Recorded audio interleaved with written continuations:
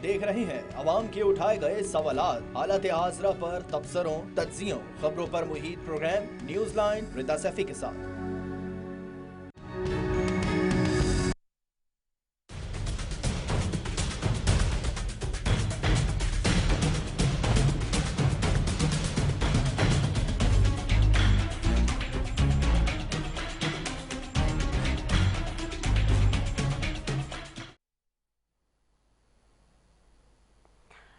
अस्सलाम वालेकुम, मैं हूँ रिदा सैफी। नाजरीन, दहशतगर्द किसी तौर काबू आते दिखाई नहीं दे रहे हैं। मुल्क में पहले ही चोरी, डकैती और छीना झपटी की वारदातों से अवाम परेशान थे कि अफगान सरहद पर मुसलसल हमलों के बाद कल बनू में सीटीडी कंपाउंड पर दहशतगर्दों के हमले के बाद इलाके में सिक्योरिटी हाई अलर्ट है और कैंट एरिया में गुज़िश्ता शाम से दहशतगर्दों के खिलाफ ऑपरेशन भी जारी है। दूसरी जानिब साबिक वज़ीर आज़म इमरान खान के असेंबलियों की तहलील के ऐलान के साथ मुल्क में सियासी जोड़ तोड़ और मुलाकातों में तेजी आ चुकी है। चाहे ऑन कैमरा मुलाकातें हो या ऑफ रिकॉर्ड मुलाकातें हो, सारी की सारी इकट्ठे होके आपस में एक दूसरे के कहीं खिलाफ और कहीं हक में ये मुलाकातें हो रही हैं।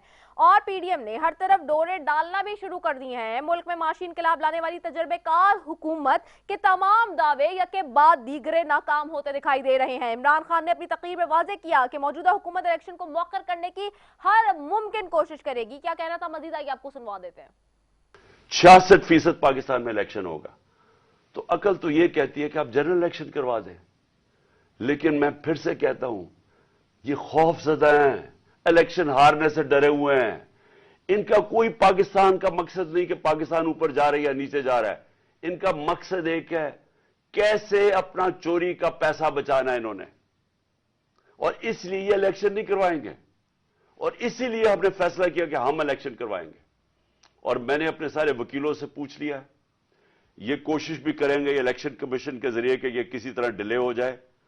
आइन बिल्कुल इजाजत नहीं देता 90 दिन के आगे।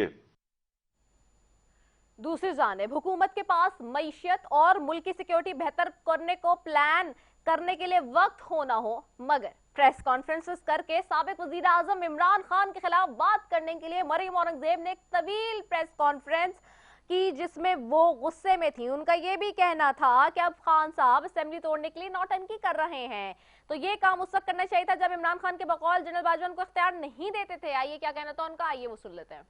आज कहते हैं कि मैंने कुछ भी नहीं किया, मैं सिर्फ देखता रहा, तमाशा देखता रहा और जनरल बाजवा सब कुछ कर रहे थे। तो फिर उन्हीं जनरल बाजवा को कमरे में बंद करके उनको एक्सटेंशन की ऑफर क्यों की थी? अगर जनरल जावेद कमर बाजवा जो हैं वो इतना ज्यादा आपके बात नहीं मान रहे थे, उन्होंने इतना ज्यादा जो आपके मुताबिक सारा कुछ एनआरओज दिए, तो आपने उनको एक्सटेंशन की ऑफर क्यों की? बंद कमरे में बैठकर क्यों की? अगर आपके पास इख्तियार नहीं था तो आज जो नौटंकी कर रहे हैं, तमाशे कर रहे हैं, तो उस वक्त बताते हैं अवाम को मैं असेंबली तोड़ने लगा हूं क्योंकि जनरल बाजवा जो है वो मुल्क को, मुझे लोगों की एहतसाब नहीं करने दे रहे और मुझे अपना काम नहीं करने दे रहे। उस वक्त असेंबली तोड़ देते। साथ ही साबिक वज़ीर-ए-आज़म इमरान खान के जनरल बाजवा के मुतालिक रिमार्क्स पर परवेज इलाही के बयान भी खूब वायरल हुए हैं। परवेज इलाही ने कहा, अगर बाजवा साहब के बड़े एहसानात हैं इमरान खान पर और अगर उनके खिलाफ कोई भी बात की तो मैं सबसे पहले होऊंगा जो पार्टी से बोलूंगा, और अपनी नाराजगी का खूब इजहार किया। जिसके बाद पीटीआई रहनुमा मुसर्रत जमशेद चीमा ने एक प्रेस मीटिंग में इमरान खान और परवेज इलाही के दरमियान हुकूमती इत्तेहाद और असेंबलियों की तहलील के बाद की वाज़ेह पोजीशन करके एक तरह से पीटीआई और मुस्लिम लीग काफ के दरमियान जनरल बादशाह के ऊपर कतई मुख्तलिफ नुक्ता नजर का इकरार भी कर लिया है। क्या कहना था आइए वो भी सुनते हैं।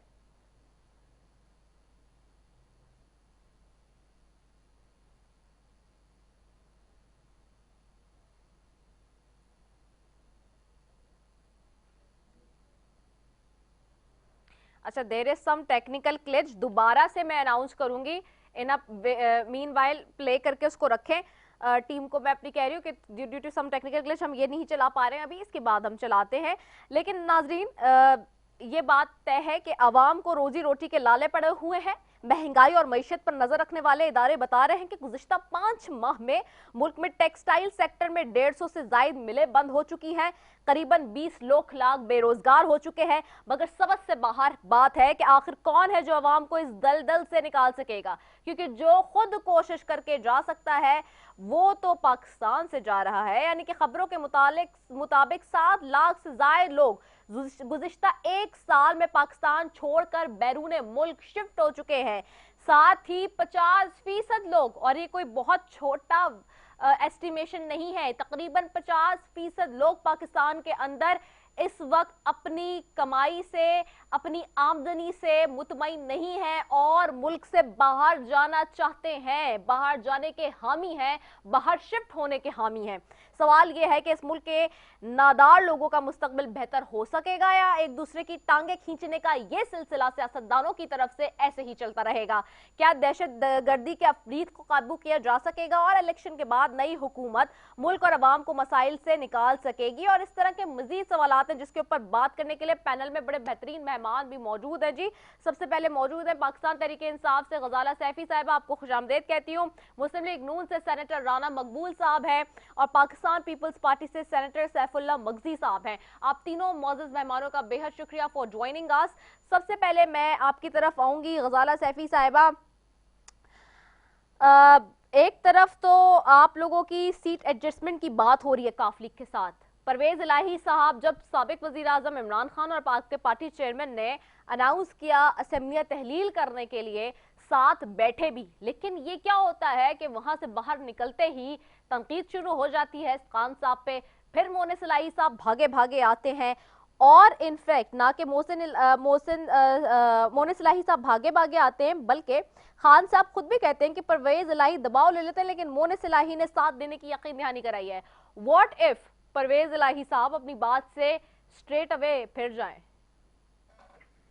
देखिए, सियासत में और ख़ास तौर पे कि आप पिछले 10-8 महीनों के तनाजुर में अगर आप देखें तो कितनी आपको अपसेट्स नज़र आएंगे, कितनी वो चीज़ें जो कि बईदुल क़यास हो सकती हैं वो नज़र आई हैं।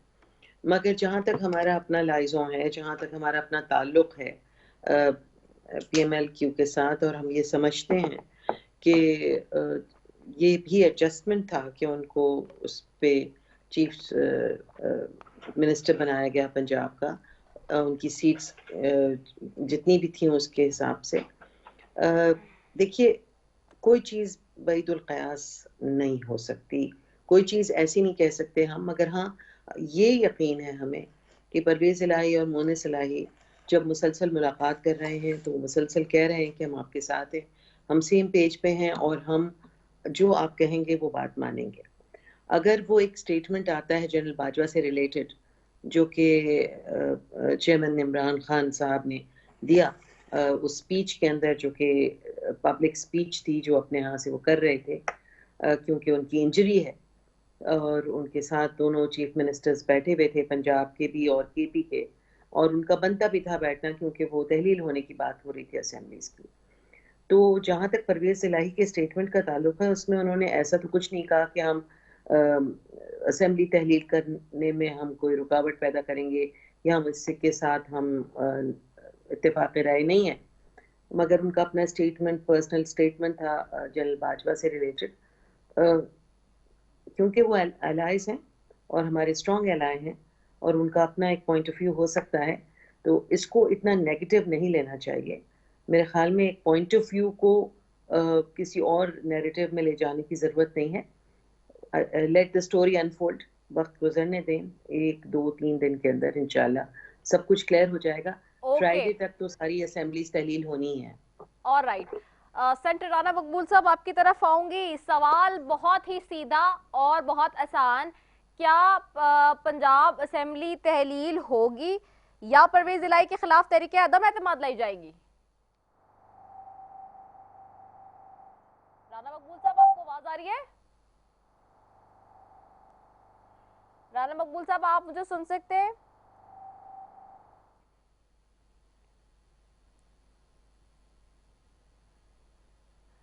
राना मकबूल साहब को आवाज जा रही है मेरी?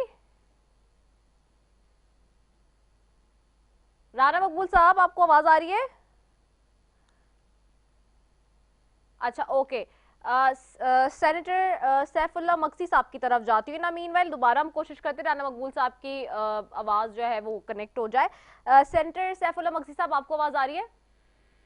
जी, अस्सलाम अच्छा, वालेकुम, कैसे हैं आप? जी जी, मैं खैरियत ठीक से? ठाक। सेनेटर साहब, मेरा आपसे भी वही सवाल है, जैसे तो आप लोग हुकूमत में, लेकिन पंजाब में चूंकि ऑपोजिशन में, इसलिए सवाल आप लोगों से यही है कि क्या पंजाब असेंबली तहलील होगी या फिर परवेज इलाही के खिलाफ तहरीक अदम एतमाद लाई जाएगी?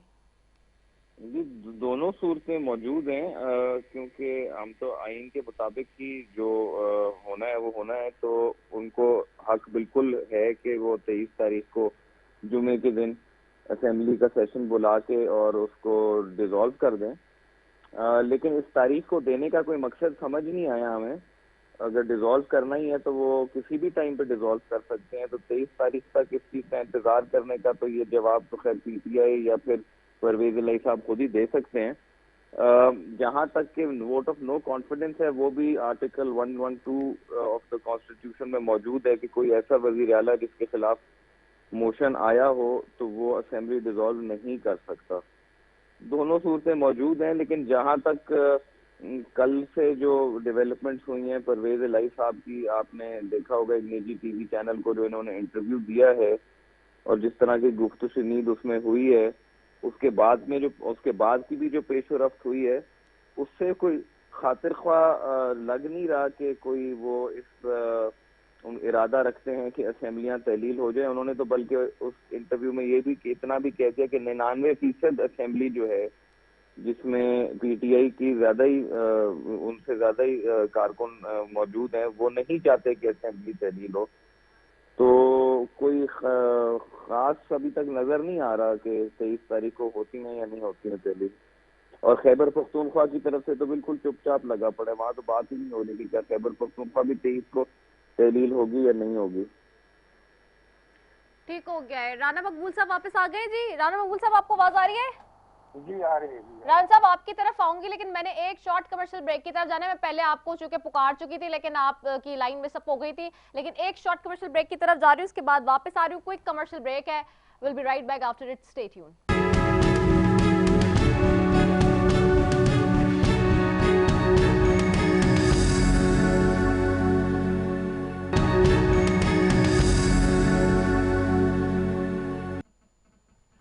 वेलकम बैक नाजरीन। सेंटर राना मकबूल साहब, आपको आवाज आ रही है? आपकी तरफ आऊंगी। जी बिल्कुल आ रही है। राना साहब, वेरी इंपॉर्टेंट क्वेश्चन आपसे भी है जी कि पंजाब असेंबली तहलील होगी या परवेज इलाही के खिलाफ तहरीक अदम एतमाद लाई जाएगी? देखो जी, तहलील जो नजर आ रहा है वो तो नहीं होगी, क्योंकि जितने डिफरेंसेस इनके हो गए हैं आपके सामने हैं। जो परवेज इलाही साहब ने कल बातें की हैं वो इस तरह की नहीं कि ये दोनों इकट्ठे कर चल सकते हैं। एक सीधी सी बात है, अगर आप इससे बहुत ज्यादा कोई पॉजिटिव चीजें पढ़ना चाहें तो आपकी अपनी मर्जी है। हाँ, अब जो हम मीडिया पे भी देख रहे हैं कि बहुत सारे ऑप्शंस के ऊपर गौर हो रहा है, वोट ऑफ कॉन्फिडेंस के ऊपर भी और वोट ऑफ नो कॉन्फिडेंस के ऊपर भी। अगर कोई भी आ जाती है, मसलन इजलास शुरू हो गया है, आज भी असेंबली का इजलास था। कानून तो ये कहता है, अभी एक मेरे भाई आर्टिकल 112 का हवाला दे रहे थे और इसी के हवाले से rule 22 rules and procedure of Punjab assembly 22 और 23 है, वो भी यही कहते हैं। बल्कि ये तो यहाँ तक जाता है कि अगर 2-3 आदमी उठ के खड़े हो जाएं असेंबली के सेशन के दौरान, हमें चीफ मिनिस्टर के ऊपर एतमाद नहीं है, तो असेंबली डिसॉल्व नहीं हो सकती। इसलिए कोई रास्ता नजर नहीं आता कि असेंबली डिसॉल्व होगी। तो इस पर बहुत ज्यादा बहस करना और वक्त ज़ाया करने की जरूरत नहीं है। इमरान खान साहब वैसे भी आपको पता है डिल्यूजन की दुनिया में रहते हैं। He lives in world of unreal. He lives in world of utopia. वो जो प्रैक्टिकली स्टेप लेना चाहते हैं, वो सोच लेते हैं कि इसमें कामयाबी होगी, लेकिन उसके जो है रेमिफिकेशंस का एनालिसिस नहीं करते, ना उसकी जो मोडेलिटीज होती हैं, रूल्स एंड प्रोसीजर्स होते हैं, वो उसके ऊपर गौर करते हैं। ये जंप्स टू द कंक्लूजन, जैसे होता है ना बंदा हमारे वर्ल्ड ऑफ फैंटेसी, उस तरह की कैफियत उनकी हो चुकी है। इसलिए कोई ऐसा नजर नहीं आ रहा कि ये सब होगी। वो क्यों सब उसको क्या गारंटी है कि अब वो चीफ मिनिस्टर दोबारा बनेंगे, और वो कैसे बनेंगे? उन्होंने इतना पैसा खर्च कर दिया है, उसका क्या फायदा होगा? वो बार बार यही तो कह रहे हैं कि हमने तो इतने ज़्यादा पैसे एलोकेट कर दिए हैं, डिसबर्स कर दिए हैं, हम अब असेंबली कैसे डिजॉल्व कर सकते हैं। और भी वजूहात हैं बहुत ज़्यादा कि उन्होंने और एंटायर इस्टेब्लिशमेंट स्टैंड जो है उसको इंटेंसिफाई कर दिया है इमरान खान साहब ने।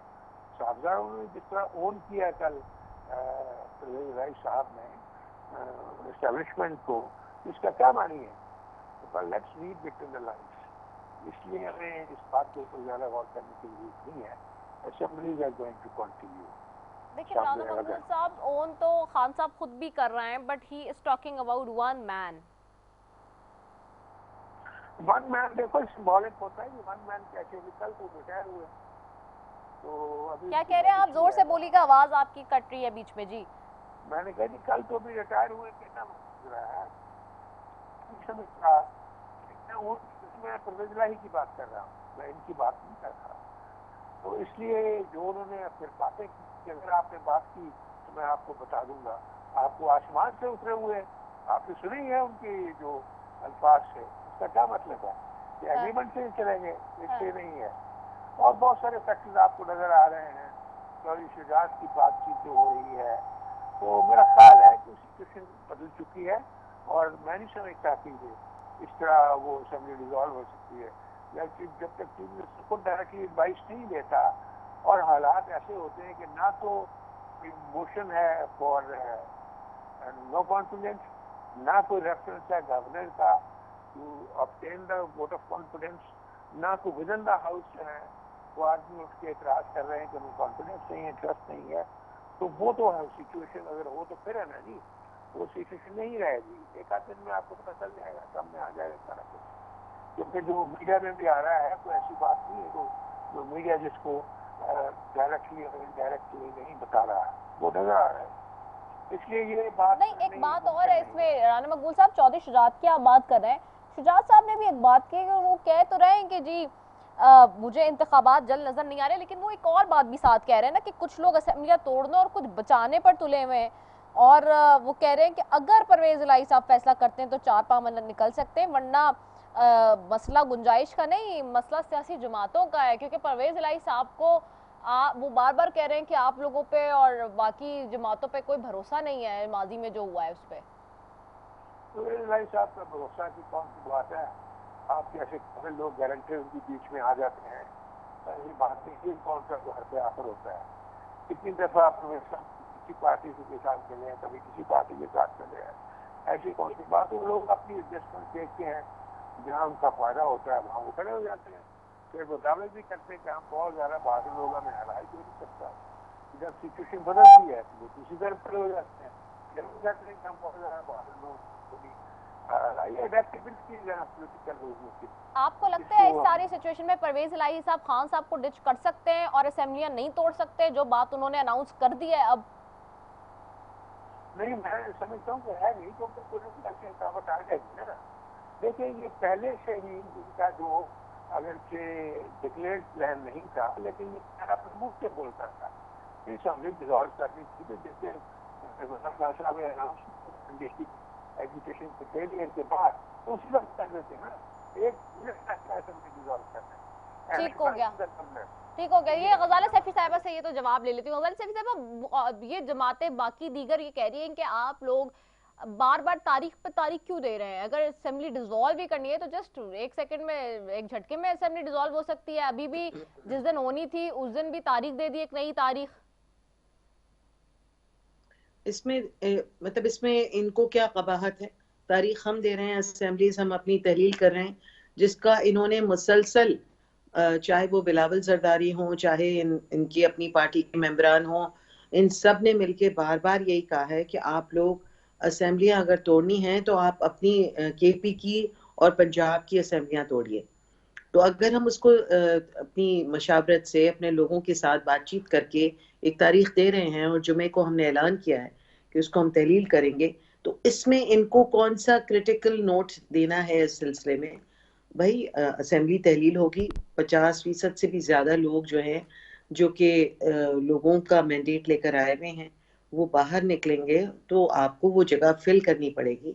उस जगह को फिल करने के लिए इलेक्शन की डेट देनी पड़ेगी।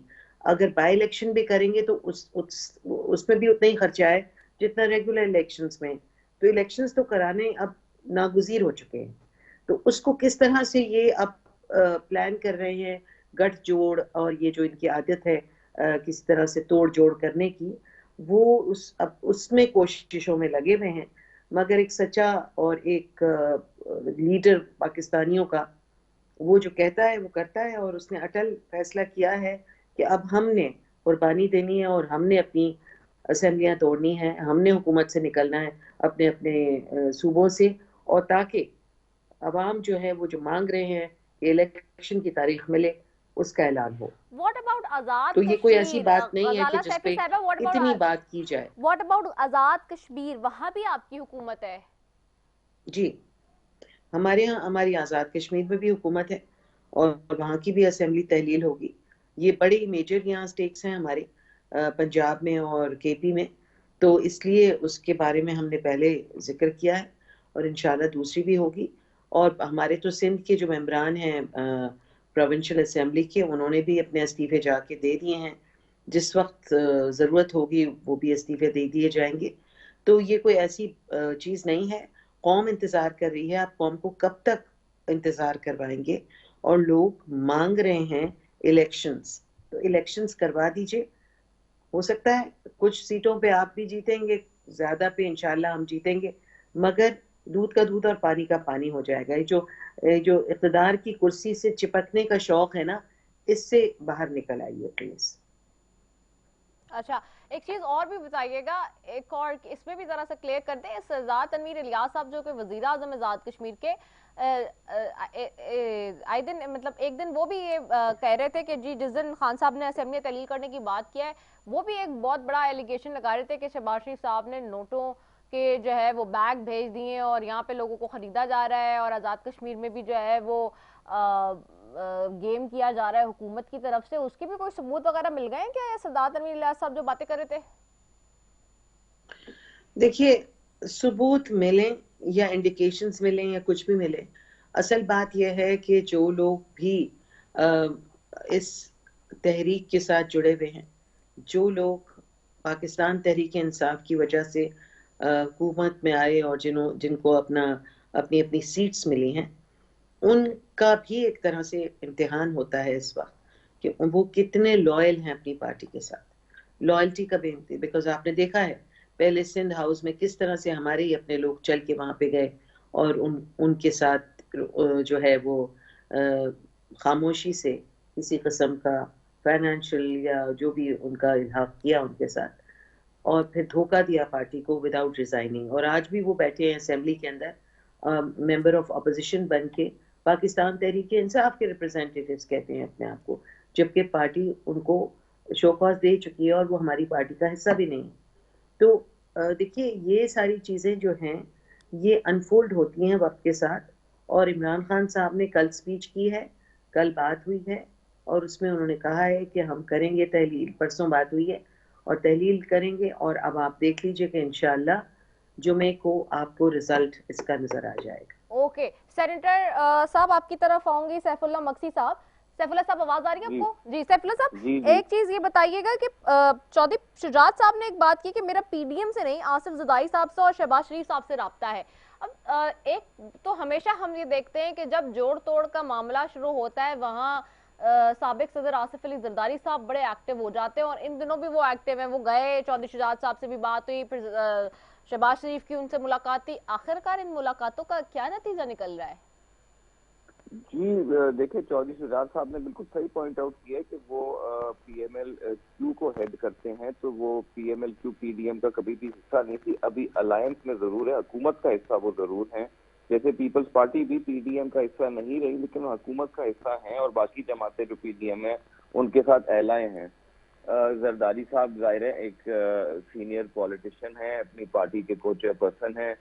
शहबाज शरीफ साहब प्राइम मिनिस्टर हैं, अपनी पार्टी के सदर हैं। चौधरी शुजात साहब, ये सारे सीनियर लीडरशिप है, इनको एक्सपीरियंस है इस तरह के मामलात का। आपस में इस टाइम पे वो एलाइज हैं, तो जाहिर है मुलाकातें होती हैं, और सियासत में जोड़ तोड़ सियासत का हिस्सा है।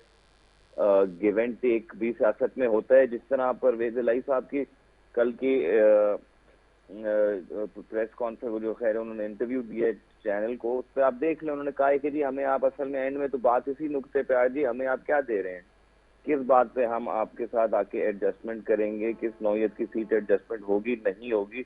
बिकॉज पास्ट एक्सपीरियंस उनको भी यही कहता है कि खान साहब जो हैं वो वादे जो कर तो जाते हैं, लेकिन जब उनको किसी की जरूरत नहीं रहती तो वो बड़ी जल्दी से जो है मुंह फेर देते हैं। नहीं, अभी तो उन्होंने शायद सीएम बनाया हुआ है, पूरा अपना स्टेक उनको दे दिया है परवेज इलाही साहब के हाथ में। तो जी अगर अगर अगर उनकी 10 सीटें ना होती तो वो सीएम किसी को भी ना बना सकते फिर तो बात तो दोनों तरफ चलती है, हर चीज पे गिव एंड टेक ही होता है। क्या पीपल्स पार्टी इस पोजीशन में है कि पंजाब में परवेज इलाही साहब को कोई अच्छी ऑफर दे सके? जी हमने तो बहुत अच्छी ऑफर दी थी, आपको शायद तो याद होगा कुछ अर्सा पहले ही जब हुकूमत वो मैं बन माजी रही की थी। बात नहीं करी, वो बिल्कुल मुझे याद है, मैं अभी मौजूदा सूरत हाल में बात कर रही हूँ कि क्या खान साहब से ज्यादा अच्छी ऑफर कोई परवेज इलाही साहब को दे सकता है, खासतौर पे आपकी जमात पंजाब में? मेरे ख्याल में खान साहब से ज्यादा अच्छी ऑफर दी थी, इसीलिए शायद परवेज इलाही साहब में भी रिग्रेट कर रहे हैं कि उस डिसीजन को उन्होंने नहीं लिया। अच्छा, सही हो गया है। अच्छा अच्छा, दूसरा ये भी बताएं कि क्या कहते हैं, क्योंकि जाहिर सी बात है इस वक्त ज़रदारी साहब खुद भी उतरे हुए हैं, लेकिन पंजाब में मुकाबला तो हम देख रहे हैं बार बार जिस तरह से नजर आ रहा है कि जी नून लीग और पीटीआई क्लेम करती है। क्या वाकई कोई इस तरह की पोजीशन बन सकती है? क्योंकि देखें एक चीज और भी है कि अगर नो कॉन्फिडेंस मोशन की तरफ जाते हैं या फिर उस तरह का होता है कि जी पार्टी पॉलिसी से या अपनी पार्टी से हटके कोई दूसरे को वोट डालता है, तो उसका भी एक प्रेसिडेंट सेट है कोर्ट की तरफ से, जो जिसकी बाद 20 सीटों पर इलेक्शन हुआ था ज़मीनी इंतखाबात। जी बिल्कुल बिल्कुल, तो ऐसी वो अपनी जगह पे है। मैं तो उससे ज्यादा बढ़ के मैं आपको बताऊंगा, मैं कहूँगा जी फर्ज करें कि 23 तारीख को वाकई असेंबली डिसॉल्व कर देते हैं परवेज इलाही साहब, तो अगर जरा थोड़ा कानून को देख लें तो उन्होंने फिर जो लीडर ऑफ द ऑपोजिशन है असेंबली में वो हमजा शहबाज शरीफ हैं, उनके साथ कंसल्ट करके ही एक केयरटेकर गवर्नमेंट को लाना होगा। अगर वो ना ला सके तो इलेक्शन कमीशन तक बात जाएगी, जिस इलेक्शन कमीशन को खान साहब मानते नहीं है।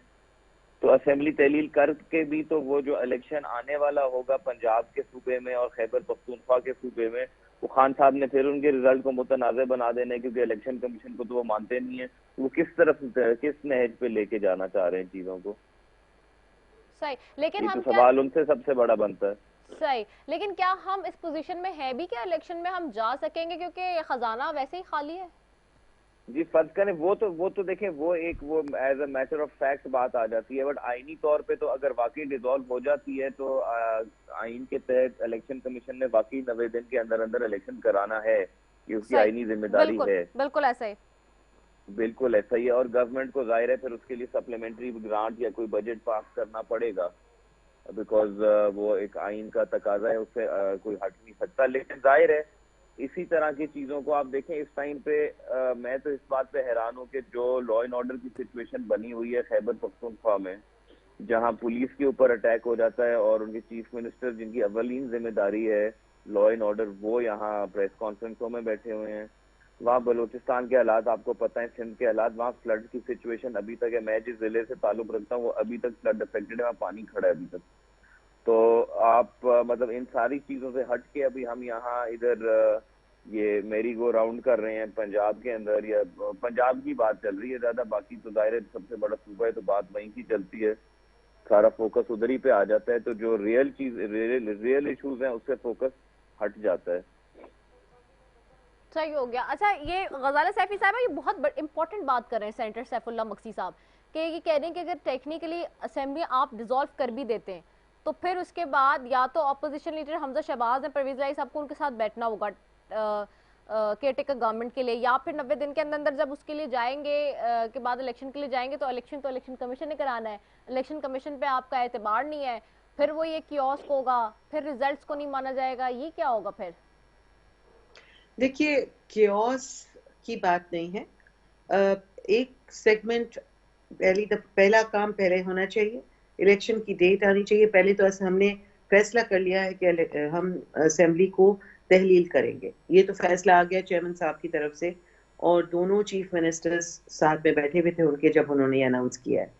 और उसके बाद जुमे का दिन तय हो चुका है। उसके बाद ये है कि पहली फर्स्ट थिंग कम्स फर्स्ट, पहले इलेक्शन, हम पहले असेंबली तहलील करेंगे, फिर इलेक्शन की डेट उधर से आनी चाहिए। जब इलेक्शन की डेट आए, क्योंकि वो ज़रूरी हो जाता है, मैंडेटरी हो जाता है, तो इंटरिम गवर्नमेंट भी बनेगी। इलेक्शन कमीशन पे जहां तक एतमाद नहीं की ताल्लुक है, वो यकीनन चीफ इलेक्शन कमिश्नर पे हमारा एतमाद नहीं है, और उस पे फिर जिस तरह एक इंटरिम गवर्नमेंट जो है वो भी अपोजिशन और गवर्नमेंट की मशावरत से बनती है, उसी तरह एक न्यूट्रल हमें इलेक्शन कमिश्नर भी चाहिए होगा जो बायस नहीं हो और जो इलेक्शन के अंदर धांधली का मुतहम्मिल ना हो। वो बातें बात की हैं। पहली चीज़ ये है कि हमें इलेक्शन की डेट मिले। असेंबलीज हमने तहलील करने का फैसला कर लिया है, वो तारीख कुछ आज से 4 दिन बाद की है, तो कोई इतना दूर की बातें नहीं हैं, ये बिल्कुल करीब करीब होने वाले हैं सारे फैसले। और उन्हीं से दूसरे फैसले, यानी इलेक्शन की डेट और इलेक्शन कमिश्नर की मौजूदगी और उनके जो इंडिकेशंस हैं और जो उनकी बातें हैं, वो फिर उसके बाद आएंगी। पहली चीज़ ये है कि असेंबली हम जो हमारे इख्तियार में वो हम तोड़ रहे हैं। अच्छा, ठीक हो गया। सेक्रेटरी राना मकबूल साहब, आपकी तरफ आऊंगी। राना साहब, एक चीज़ और भी इस सारे मामले में, जहां एक तरफ ये सारा मामला है पॉलिटिकल एपनिक बन रही है जी, जोड़ तोड़ के सिलसिले चल रहे हैं, वहीं पे कुछ जो इश्यूज हैं गवर्नेंस के हवाले से चीज़ें, उस पर भी थोड़ी सी अगर बात कर ली जाए। एक तरफ तो तोशाखाना के हवाले से भी आप लोगों ने बहुत ज़्यादा इस वक्त मामले को उठाया हुआ है, खासतौर पर मरियम औरंगजेब साहबा ने भी, जो घड़ियों का फिर मामला निकला है, जो बुशरा बीबी के हवाले से जो आप लोग ऑडियो को क्लेम कर रहे हैं, सारी चीज़ें।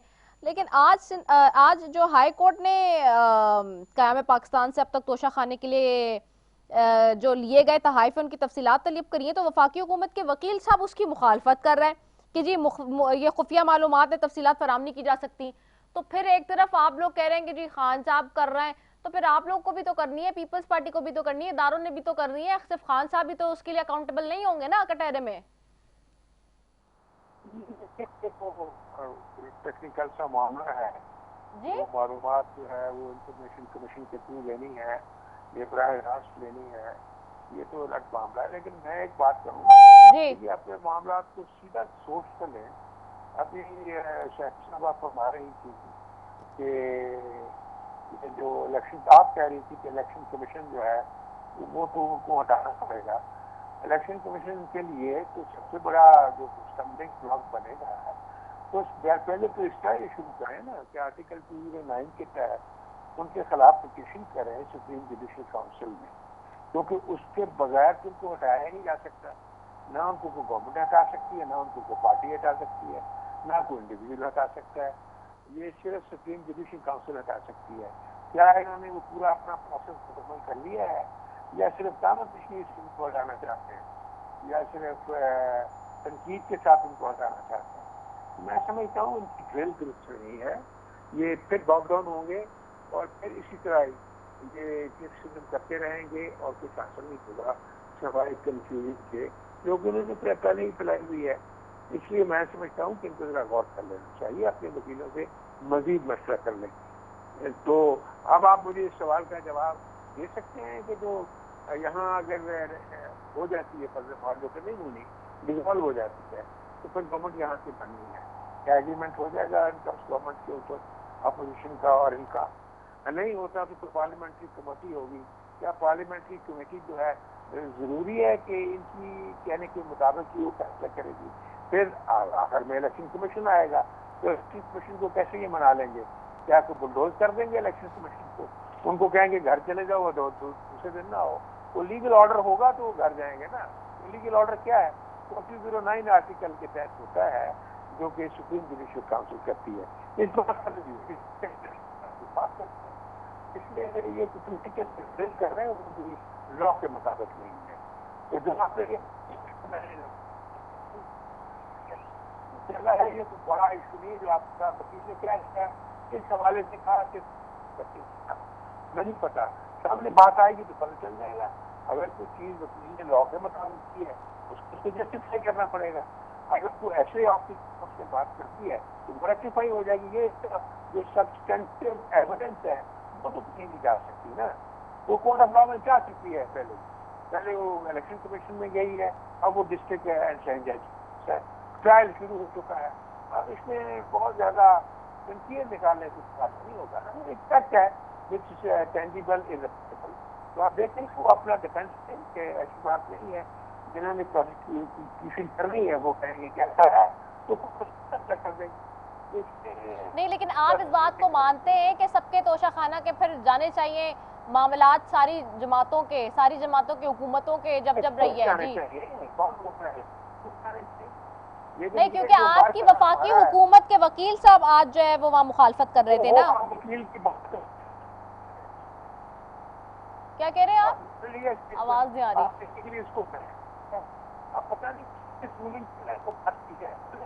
राना साहब आपकी आवाज है, राना साहब को दोबारा कनेक्ट करें, उनकी आवाज मुझे बिल्कुल भी नहीं आ रही है। मैं इन मीनवाइल सेनेटर सैफुल्लाह मक्सी साहब आपसे भी यही सवाल है मेरा कि आज जो हुआ है हाई कोर्ट में क़याम पाकिस्तान से अब तक तोशाखाना के लिए गए तहाइफ तफसीलात किए हैं और वफाकी हुकूमत के वकील मुखालफत कर रहे थे, तो वफाकी हुकूमत का हिस्सा आप लोग भी हैं।